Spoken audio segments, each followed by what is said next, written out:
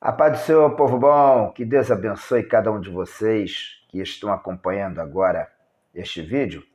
E para aqueles que não me conhecem, eu sou o pastor Jesaías Souza, da Assembleia de Deus, faço parte do Ministério de Venda das Pedras, e a razão de nós estarmos aqui é, na verdade, com o objetivo de trazer aqui algumas informações, explicações e abrir um pouco, ajudar a abrir um pouco a mente dos nossos queridos irmãos para compreender um pouquinho melhor a escatologia. A escatologia é o estudo das últimas coisas. E nós estamos vivenciando aí uma época onde tem acontecido tantas coisas estranhas, não só no Brasil, mas pelo mundo afora, e isso tem despertado o interesse, a curiosidade de muitas pessoas, não só evangélicas, mas muitas pessoas que não são evangélicas, mas também estão curiosas, questionando, né, os fatos que estão acontecendo hoje, se de fato estão relacionados com as Escrituras, se esses acontecimentos que estamos enfrentando, vivenciando, têm alguma coisa a ver com o cumprimento da palavra de Deus ou não, ou não. E nesse questionamento, nessa preocupação que tem tomado conta da mente de muitas pessoas, tem havido uma procura por parte de muita gente a respeito do livro de Apocalipse e dos textos bíblicos que falam a respeito das últimas coisas. É uma pena que muita gente tem muita curiosidade em aprender na teoria, mas nem sempre consegue fazer com que esse aprendizado venha servir como um meio para que essas mesmas pessoas venham mudar de vida, né? Mudar de atitude. Bom mesmo é quando a pessoa ela tem a curiosidade de aprender, mas faz com que esse aprendizado venha se tornar prático, né? Venha produzir uma mudança na sua vida. Mas acredito que o que nós estamos vivenciando hoje é muito importante para que se reflita a luz da palavra de Deus e nós tenhamos assim uma noção da gravidade dos fatos e o que isso tem a ver com a proximidade da volta de Jesus, por exemplo, que é o maior acontecimento para a igreja. Bom, quando nós falamos de escatologia, nós estamos falando de estudo das últimas coisas. Escatologia, escatos, está falando das últimas coisas e logia está falando de estudo. A escatologia, ela é uma matéria muito interessante. É uma matéria muito procurada pelas pessoas, principalmente nos momentos de crise, porque é uma doutrina, uma matéria que fala das coisas futuras. E todo mundo quer saber do futuro. Todo mundo fica preocupado em saber o que vai acontecer amanhã, ou depois da manhã, ou daqui a um mês. As pessoas têm uma curiosidade muito grande de tentar saber do futuro.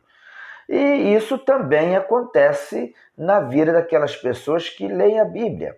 As pessoas querem saber do futuro, o que acontecerá nos próximos anos, nas próximas décadas. Essa é a razão que tem levado muitas pessoas a estudar com mais atenção a escatologia. É importante frisar também que quando nós falamos de escatologia, nós não estamos falando só do livro de Apocalipse. Além do livro de Apocalipse, existem muitos outros textos bíblicos que apontam para a escatologia. Nós temos salmos que falam de escatologia. Nós temos muitos textos nos livros proféticos que apontam para a escatologia. Temos nos livros dos evangelhos, ensinamento de Jesus que apontam para a escatologia. Jesus falou muito das últimas coisas.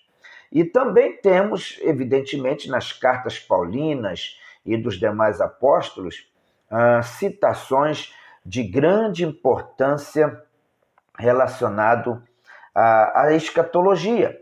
Então, quando a gente fala de escatologia, estamos falando de uma doutrina que existe com abundância nos textos bíblicos, não fica restrito, repito, não fica restrito ao livro de Apocalipse.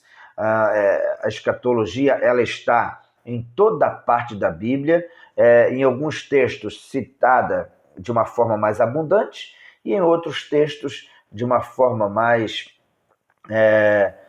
pontual, mas ali está presente a escatologia em todas as partes da Bíblia. E a escatologia, eu gostaria de deixar muito claro para os nossos queridos irmãos e amigos que estão acompanhando esse vídeo, a escatologia, no caso da minha denominação, não se torna tão complicado ensinar, porque na Assembleia de Deus, por exemplo, a escatologia ela é muito unificada. A compreensão da escatológica dos irmãos da Assembleia de Deus, dos pastores, é uma compreensão mais unificada. Nós não temos muitas divergências dentro da nossa denominação, entre os nossos teólogos, a respeito da escatologia. E isso nos facilita muito para que nós possamos falar a respeito da escatologia. Já existem em outras denominações uma dificuldade maior para tratar desse assunto, porque existem divergências profundas sobre determinados pontos da escatologia que acaba trazendo uma polêmica muito grande, e isso dificulta para que essas tais denominações tenham uma doutrina escatológica mais unificada, que permita ter com mais facilidade ensinar sobre o assunto. Nós temos, por exemplo, aqueles que são os pré-tribulacionistas, que acreditam que Jesus vai arrebatar a igreja antes da grande tribulação. Mas existe também uma corrente que são os tribulacionistas, que acreditam que a igreja vai ser arrebatada no meio da grande tribulação. E existe também uma outra corrente teológica que ensina que a igreja vai ser arrebatada no final da grande tribulação. Nós, por exemplo, na Assembleia de Deus, na nossa grande maioria de ensinadores, acreditamos que o arrebatamento da igreja vai acontecer antes da grande tribulação. Portanto, nós somos pré-tribulacionistas. Acreditamos que o arrebatamento vai ser, de fato, o ponto de partida para que a grande tribulação se instale no nosso mundo. Bom, essa é uma das razões, né? É um dos exemplos que eu coloco aqui para vocês de divergências que existem por aí afora sobre a escatologia. Bom, antes de nós falarmos a respeito da volta de Jesus, antes de nós falarmos a respeito da própria grande tribulação, que vai acontecer, para que a gente melhor compreenda a escatologia, é muito importante que nós comecemos estudando escatologia, sabendo para onde irão os mortos depois que eles, né, evidentemente, saem deste mundo para a eternidade. Para onde vão essas pessoas que morrem? Né? Onde elas estão?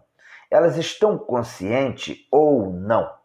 Bom, isso é muito importante para que nós estudemos antes de entrar dentro dos demais assuntos escatológicos, porque aqueles que morrem hoje, de acordo com o que a gente estuda na Palavra de Deus, eles já têm uma posição definida na eternidade.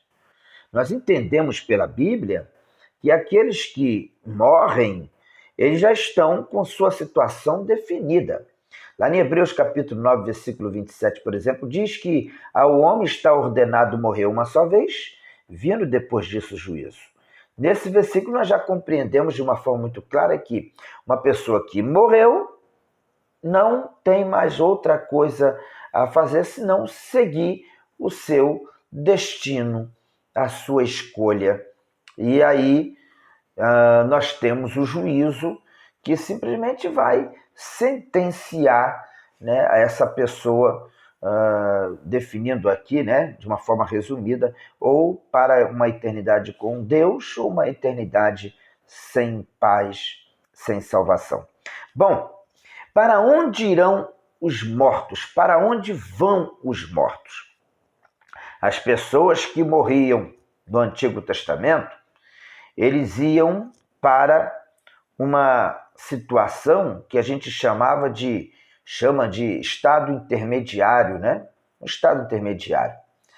E esse estado intermediário, ele é melhor compreendido por nós quando nós estudamos o Evangelho de São Lucas, capítulo 16, a partir do versículo 22, quando lá fala sobre a história do rico e do Lázaro, que muita gente chama de parábola, e de fato não é parábola, porque uma parábola não tem menção, não se faz numa parábola menção de pessoas, e nem de lugar, e muito menos de tempo. E a história do rico e do Lázaro cita pessoas, embora não cita o nome do rico, mas Lázaro, o mendigo. Também a história cita um lugar onde as coisas acontecem, né? Acontecia na casa do rico, e também nos dá uma ideia de tempo, porque no final da história, quando o pai Abraão fala para o rico, né, quando ele pede ali para que Deus permitisse que ele fosse refrigerado com um pouquinho de água do rio, né, do rio de águas cristalinas, e ele pede para que Deus permita, o pai Abraão permita que Lázaro fizesse esse favor, e depois de ter sido rejeitado, né, o seu pedido, ele roga para voltar à terra para pregar aos seus irmãos e dizer para os seus irmãos o quanto o inferno é terrível. E o pai Abraão disse para ele, olha, lá tem Moisés e os profetas. A eles, os seus irmãos devem ouvir. Então isso já nos deixa bem claro de que a história aconteceu no Antigo Testamento. Então tem uma ideia de tempo. Se tem uma ideia de tempo, precisão de tempo, isso significa, então, que ali nós não temos uma parábola, nós temos uma história. Pois bem, nessa história do rico e do Lázaro, nós temos uma definição clara sobre a situação das pessoas que morriam lá no Antigo Testamento. Porque a Bíblia diz que Lázaro, quando morreu, ele foi para o seio de Abraão, então ele descansou dos seus sofrimentos, das suas dores, e ao mesmo tempo que ele estava no seio de Abraão, o rico que morreu na mesma época que o mendigo Lázaro, e esse rico que rejeitava ajudar a Lázaro, né, que era mendigo, esse rico ele foi para o inferno, ele foi para o Hades, e o Hades, que na verdade tem um sentido de mundo dos mortos, né, a palavra Hades do grego, que dá origem à palavra inferno no português, significa mundo dos mortos. O Hades, então, era um mundo dos mortos, e existia nesse mundo dos mortos o lugar que a gente chama como inferno, o Seol do hebraico, lugar de fogo, de enxofre, de calor, de sofrimento, e separado por um abismo estava o seio de Abraão, onde estava Lázaro. Então nós aprendemos por essa história de que existia no Antigo Testamento um abismo que separava o seio de Abraão e o Hades. E nós compreendemos, à luz desse texto bíblico, que uma pessoa que morria, sendo justa ou não, sendo salva ou não, ela descia.